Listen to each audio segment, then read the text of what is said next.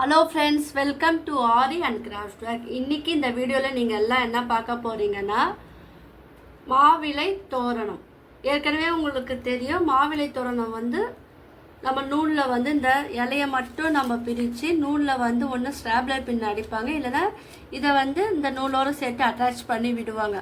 ஆனால் இன்றைக்கி வந்து நான் ஒரு வித்தியாசமான மாவிலை தோரணம் தான் சொல்லித்தர போகிறேன். ஸோ வீடியோவை யாரும் ஸ்கிப் பண்ணாதீங்க.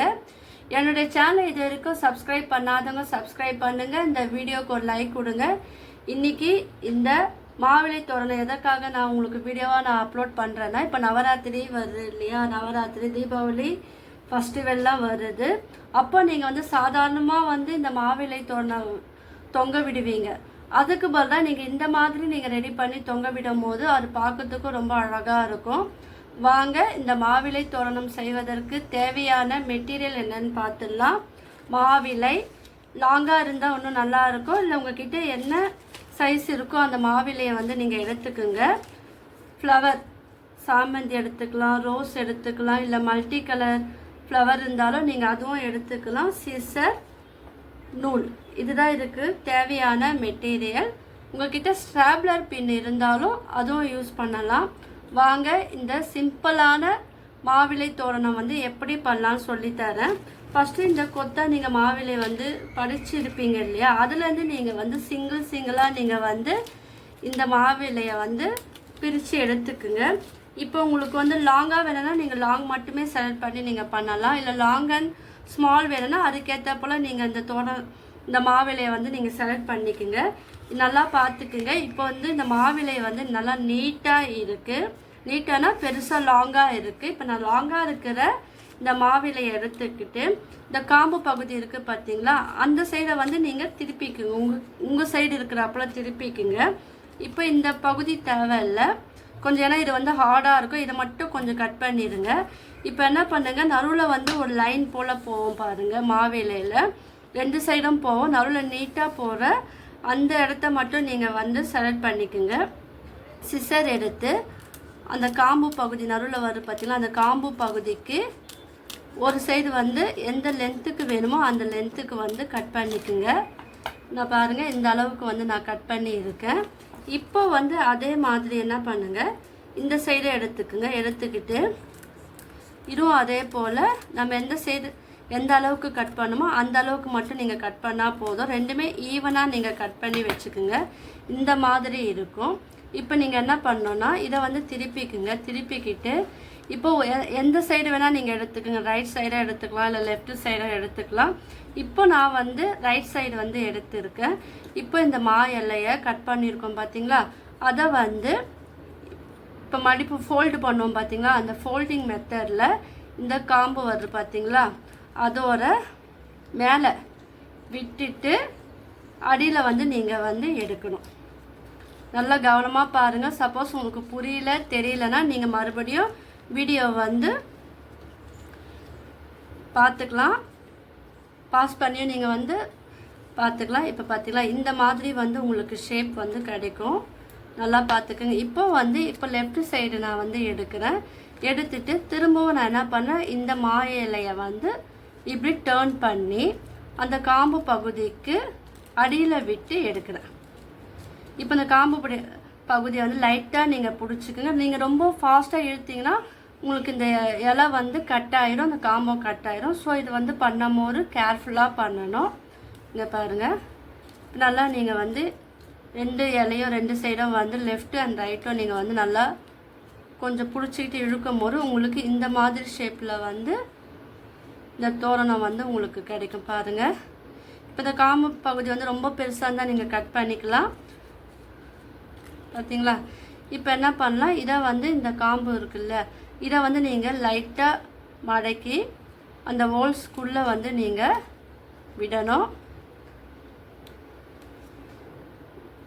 இது எதுக்குன்னா ஹேங்கிங் போல் பார்த்தீங்களா, இந்த மாதிரி வந்து இருக்கும். நல்லா பார்த்துக்குங்க.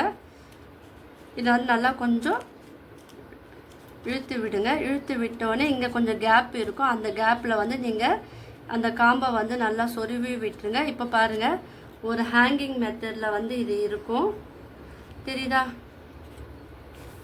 ஸோ இதே மாதிரி உங்களுக்கு எத்தனை கவுண்ட் வேணுமோ நீங்கள் வந்து அத்தனை வந்து ரெடி பண்ணிக்கணும்.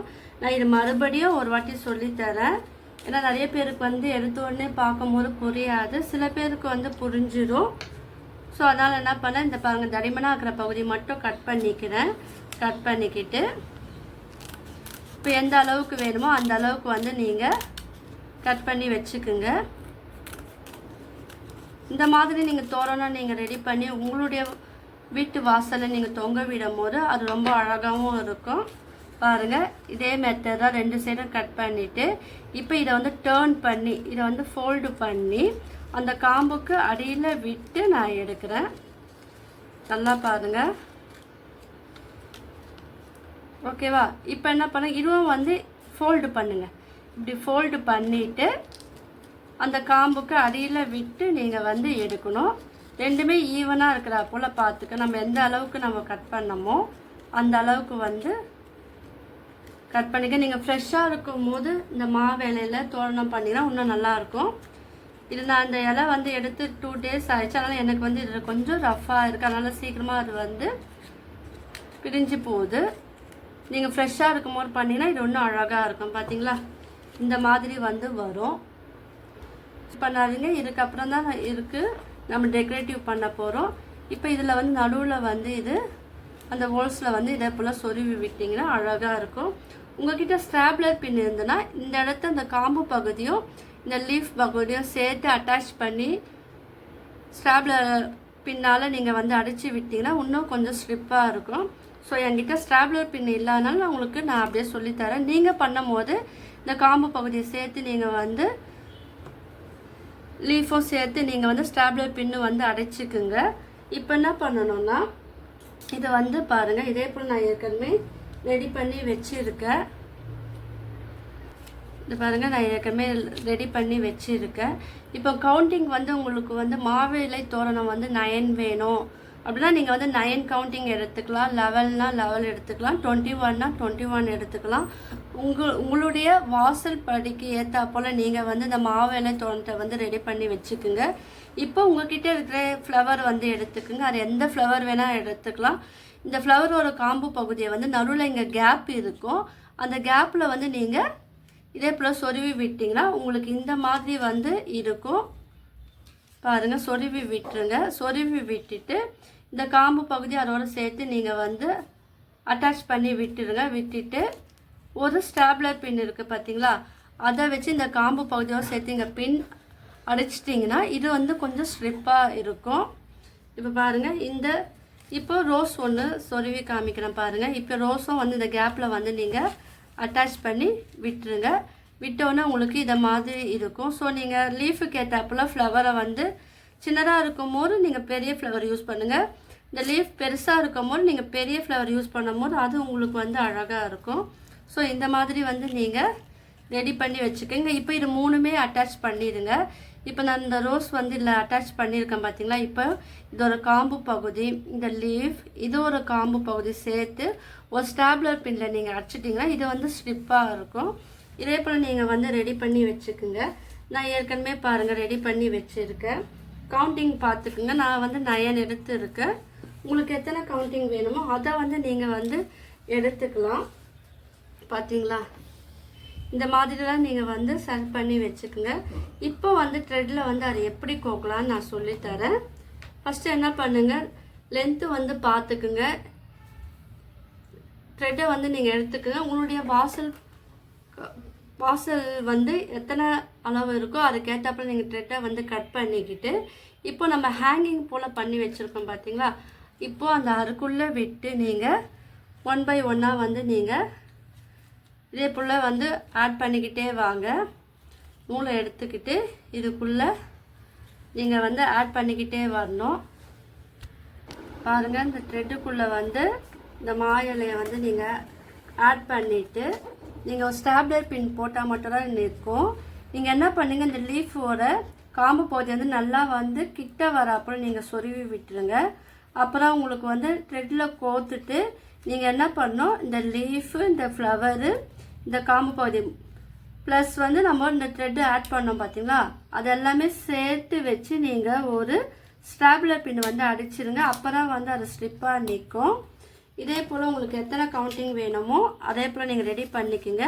இது எல்லாத்துக்கும் வந்து நீங்கள் ஸ்டாப்லர் பின் அடித்தா மட்டும்தான் உங்களுக்கு இந்த ஃப்ளவர் வந்து ரோஸ் வந்து இதோட அட்டாச் பண்ணி இருக்கும். இப்போ நான் காமிக்கிறேன் பாருங்கள். இந்த காம்பு பகுதி வந்து நல்லா நீங்கள் வந்து கிட்ட வந்து உள்ளே நல்லா சொருவி விட்டுட்டு சொருவி விடும்போது உங்களுக்கு இந்த அளவு மட்டும்தான் இவ்வளோன்னு தான் கேப் இருக்கணும். ஸோ அதை மாதிரி இருக்கிறப்ப நீங்கள் பார்த்துக்கிட்டு நீங்கள் வந்து அதை அட்டாச் பண்ணும்போது ஸ்டாப்லர் பின் வச்சு அட்டாச் பண்ணாதான் இது வந்து ஸ்லிப்பாக நிற்கும் பாருங்கள். இல்லை இந்த ஃப்ளவரோடு ஜாயின் பண்ணியே நீங்கள் வந்து தனியாக ஸ்டாப்லர் பின் அடிச்சோ நீங்கள் வந்து இந்த மாதிரி தோரணம் வந்து ரெடி பண்ணலாம். இல்லை இப்போ வந்து சாமந்தி மட்டுமே உங்ககிட்ட இருக்குன்னா அது மட்டுமே நீங்கள் இதில் வந்து தோரணத்தில் நீங்கள் அட்டாச் பண்ணலாம். இல்லை ரோஸ் மட்டுமே இருந்துன்னா அதுவும் நீங்கள் அட்டாச் பண்ணலாம். இல்லை மல்டி கலர் ஃப்ளவர் இருந்தாலும் நீங்கள் ஆல்டர்னேட்டிவாக வந்து வைக்கலாம். ஸோ நீங்கள் எல்லோரும் வந்து இந்த மாதிரி வந்து ட்ரை பண்ணி பாருங்கள். நான் இதில் வந்து ஸ்டாப்லர் பின்னு அடிச்சு இருக்கனால இது வந்து கொஞ்சம் ஓரளவுக்கு ஸ்லிப்பாக நிற்குது. உங்களுக்கெல்லாம் இந்த வீடியோ வந்து பிடிச்சிருக்கோன்னு நினைக்கிறேன். இல்லை நீங்கள் வந்து என்ன பண்ணுங்கள், சிங்கிளாகவும் இது வந்து நீங்கள் உங்களுடைய வாலில் நீங்கள் வந்து டெக்கரேஷன் பண்ணலாம். ஸோ அந்த மாதிரி நீங்கள் வந்து ட்ரை பண்ணி பாருங்கள். உங்களுக்கெல்லாம் இந்த வீடியோ பிடிச்சிருந்ததுன்னா லைக் பண்ணுங்கள், ஷேர் பண்ணுங்கள், கமெண்ட் பண்ணுங்கள். என்னுடைய சேனலை வந்து சப்ஸ்கிரைப் பண்ணுங்கள். தேங்க்யூ.